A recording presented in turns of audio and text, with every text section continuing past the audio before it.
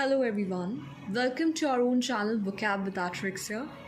Today we will be having a good, insightful, a catchy lane, a catchy insight, skimming a firm, perceptive, and abject determination of these terms. Basically, a thorough reading over these and a quick learning. So let's start. The first term is soliloquy.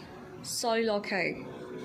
Soliloquy, that means an act of speaking one's thoughts aloud when by oneself or regardless of any hearers, which truly means that कि इसका मतलब होता है हमें कोई इंसान का खुद के थॉट्स को क्लियरली बोल देना बिना ये बात सोचे, रिगार्डलेस कि खुद के थॉट्स रखना बिना ये बात सोचे कि ऑडियंस या पब्लिक क्या सोचेगी या उनके बारे में सोचे बिना अपने थॉट्स को आगे रखना. That is soliloquy.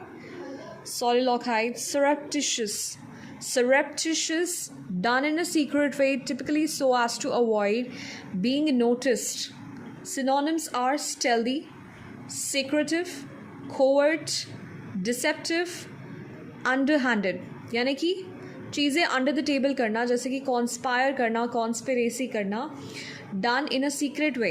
तो यानी कि इसको गुप्त तरीके से इस तरह से टिपिकली किसी पर्टिकुलर चीज़ को करना ताकि अवॉइड बीइंग नोटिस्ड, मतलब वो अकंट्रेट ना हो सके, कोई इंसान उस चीज़ को देख ना सके. सीक्रेटली कोई प्लानिंग करना किसी चीज़ की. For example, Abhinay and Vinay conspire to kill Rahul. Moving on to the next term, Valimir.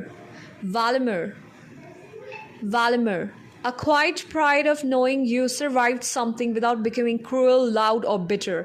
जैसे कि आजकल की दुनिया में बहुत कुछ सर्वाइव करने के बाद, हार्डशिप्स फेस करने के बाद दुनिया के लोग बिटर हो जाते हैं.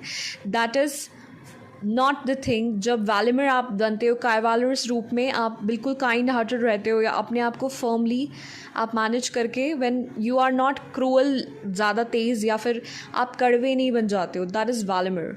इतना सब कुछ सर्वाइव करने के बाद भी. टेम्पेस्ट्रस,